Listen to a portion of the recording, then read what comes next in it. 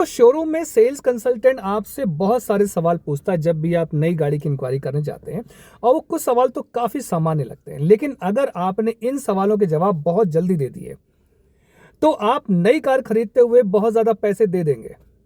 आज मैं आपको ऐसे सवाल बताऊंगा जिनका जवाब आपको नहीं देना है या फिर सही समय पर देना है।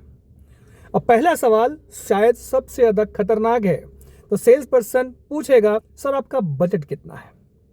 तो अब मान लीजिए आपका बजट 15 लाख रुपए का है, तो आगे की पूरी जो बातचीत है वो उसी 15 लाख के आसपास अब घूमने लगेगी। हो सकता है वही कार 14.2 लाख में भी मिल सकती है, लेकिन अब डील इस बात पर बनेगी कि आपको 15 लाख के अंदर कैसे रखा जाए। इसे नेगोशिएशन में एंकरिंग बोलते हैं, यानी कि पहला फिगर ही पूरी बातचीत का आपका आधार बन जाएगा। और इसका बेहतर जवाब क्या हो सकता है आपके लिए? देखो, आप ये कह सकते हैं कि पहले आप मुझे इस वेरिएंट की बेस्ट ऑन रोड प्राइस बताओ, फिर हम बजट की बात करेंगे।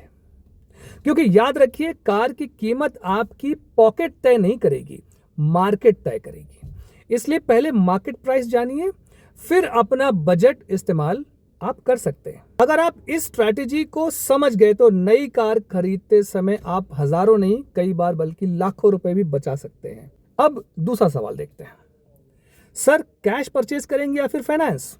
अब बहुत से लोग जो कैश लेने जा रहे हैं वो बहुत प्राइड के साथ बोलेंगे, मैं तो फुल कैश में खरीदूंगा। भाई, डीलरशिप केवल कार बेचकर ही प्रॉफिट नहीं कमाती, उसे लोन पर भी अच्छा खासा कमीशन मिलता है। अगर उसे पता चल जाए कि आप कैश बायर हैं तो फिर हो सकता है कि वो कार पर डिस्काउंट बहुत कम दे या शायद ना ही दे। और दूसरी तरफ अगर आपने पहले ही लोन बता दिया तो बहुत पॉसिबिलिटी है कि कार पर अच्छा डिस्काउंट मिल जाए, लेकिन बाद में वो interest rate, processing fee, insurance और दूसरे प्रोडक्ट्स में प्रॉफिट निकाल लिया जाएगा। तो सही तरीका यहाँ पे क्या है? पहले कार की फाइनल प्राइस तय कीजिए, उसके बाद फाइनेंस के ऑप्शंस को आप एक्सप्लोर कीजिए, कंपेयर कर सकते हैं।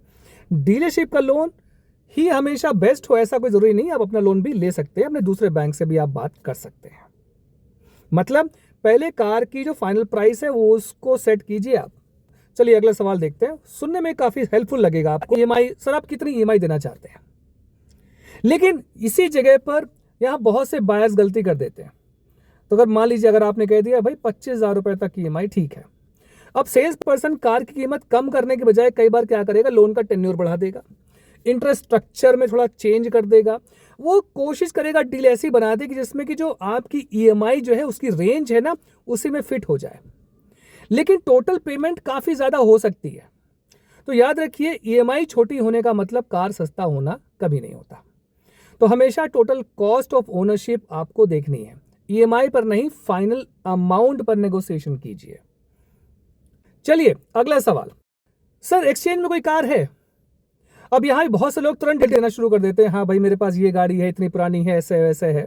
लेकिन याद रखिए, डीलरशिप नई कार पर बड़ा डिस्काउंट आपको दिखा सकता है, लेकिन आपकी पुरानी कार की वैल्यू कम लगाएगा।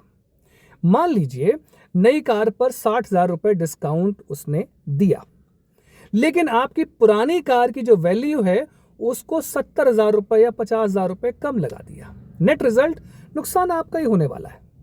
इसलिए पहले नई कार की प्राइस को फाइनलाइज कीजिए, उसके बाद ही ओल्ड कार की वैल्यू अलग से कंपेयर कीजिए। आप ऑनलाइन प्लेटफॉर्म जा सकते हैं, बहुत सारे अवेलेबल ऑप्शंस हैं, स्पिनी है, Cars24 है, लोकल डीलर से भी आप बात कर सकते हैं। तीनों हर जगह से आप कोटेशन लीजिए। अपनी डील्स को कभी भी अपनी ओल्ड कार के साथ मिक्स बिल्कुल मत कीजिए। अगला सवाल, सेल्स पर्सन आपसे पूछेगा, सर कब तक खरीदने का प्लान है आपका? तो मान लीजिए अगर आपने कहा कि भाई मैं तो आज मूड बना के आया हूं, आज ही बुकिंग करनी है, या फिर मान लीजिए इसी वीकेंड तक लेना है या इस मंथ में ही लेना है, तो उसे पता लग जाएगा कि अब अर्जेंसी थोड़ी ज्यादा है, आपको लेना ही लेना है। तो नेगोशिएशन की यहाँ पर जो आपकी जो स्ट्रेंथ है ना, वो थोड़ी सी कम हो जाती है। क्या बेहतर जवाब क्या हो सकता है? तो भाई मैं कुछ डीलरशिप से कंपेयर कर रहा हूँ, कुछ ऑप्शंस एक्सप्लोर कर रहा हूँ, सही डील मिलते ही मैं डिसीजन ले लूंगा। तो इस जवाब से सामने वाले को पता चल जाएगा कि आप भोले भाले नहीं हैं, कि वहां पर आपके साथ उसे कंपटीशन करना पड़ेगा और उसे अपना बेस्ट ऑफर भी देना पड़ेगा, अदरवाइज आप वहां से कार नहीं लोगे। अब अगला सवाल क्या है, सर कौन सा कलर लेना चाहते हैं आप, कौन सा कलर प्रेफर करेंगे। तो अगर आपने कहा भाई मुझे व्हाइट चाहिए या मुझे एक स्पेसिफिक कलर चाहिए, तो याद रखिए वही कलर उनके पास लिमिटेड स्टॉक में हो जाएगा। तो आपकी जो बार्गेनिंग पावर है वो कम हो जाएगी, वो कम कर देंगे, क्योंकि अब डीलरशिप जान रहा है कि आपके पास ऑप्शंस बहुत कम है, आपको वही कलर पसंद है, आप उसको प्रेफर करेंगे। तो बेहतर तरीका क्या है, शुरुआत में कीजिए भैया देखो 2-3 कलर्स हैं, मैं ओपन हूँ कलर्स के लिए, पहले डील फाइनलाइज करते हैं और प्राइस फाइनल होने के बाद फिर कलर देख लेंगे। इंसिस्ट करेगा वो कलर के लिए, लेकिन आप बोलिए colour is not my first preference, my first preference is a good deal. अब अगला सवाल, सर आप क्या करते हैं, किस कंपनी में जॉब करते हैं, बिजनेस करते हैं, क्या करते हैं। मतलब कई बार सवाल ये कॉर्पोरेट डिस्काउंट चेक करने के लिए भी पूछा जाता है, जो बिल्कुल सही चीज़ है, लेकिन कई बार इससे आपकी स्पेंडिंग कैपेसिटी का भी अंदाज़ा लगाया जाता है। तो मान लीजिए अगर कॉर्पोरेट डिस्काउंट मिलता है तो ज़रूर ले लीजिए, लेकिन अगर उसका कोई लेना देना नहीं है उससे, तो आप बातचीत को वापस में ट्रैक पे ले आइए, कार के प्राइस पे ले आइए, क्योंकि नेगोशिएशन ना आपकी इनकम पर नहीं होना चाहिए, कार की वैल्यू पर होना चाहिए। आपकी जेब में कितने पैसे हैं उससे क्या फ़र्क पड़ता है, गाड़ी की मार्केट वैल्यू कितनी है उससे फ़र्क पड़ता है। अब आखिरी सवाल, सर और कौन कौन सी कार देख रहे हैं। तो अगर आपने कहा भाई बस यही देख रहा हूँ और तो कुछ समझ नहीं आया, यही कार करनी फाइनल है, तो डीलरशिप को समझ में आ जाएगा कि आपकी चॉइस लगभग तय हो चुकी है, आप इसी कार को ही लेंगे। अब उसके ऊपर प्राइस इंप्रूव करने का प्रेशर थोड़ा सा कम हो जाएगा। तो बेहतर तरीका क्या है बताइए, कि आप 2-3 मॉडल्स देख रहे हैं, कंपेयर कर रहे हैं, एक्सप्लोर कर रहे हैं, दूसरी कंपनीज की गाड़ियां भी देख रहे हैं, इससे कंपटीशन का सिग्नल जाता है उनको, और अक्सर डीलरशिप अपनी बेस्ट ऑफर आपके सामने रखाएगा। तो देखो, अब क्या इन सवालों का जवाब कभी नहीं देना चाहिए, मैंने बोला ना देना चाहिए, आपको थोड़ा स्ट्रेटेजिक होना है, सही समय पर देना है, क्योंकि याद रखिए हर सेल्स पर्सन आपको ज्यादा पैसे खर्च करवाने की कोशिश कर रहा है, ठीक है ना। हालांकि ऐसा जरूरी नहीं है, हो सकता है सेल्स पर्सन जेन्युइन हो, आपकी हेल्प भी कर रहा हो, और ज्यादातर लोग अपना काम कर रहे होते हैं, आपकी रिक्वायरमेंट समझना भी चाहते होंगे, लेकिन आप तो एक स्मार्ट बायर है ना, तो आपको ये समझना है कि कौन सी इंफॉर्मेशन आपको कब शेयर करनी है।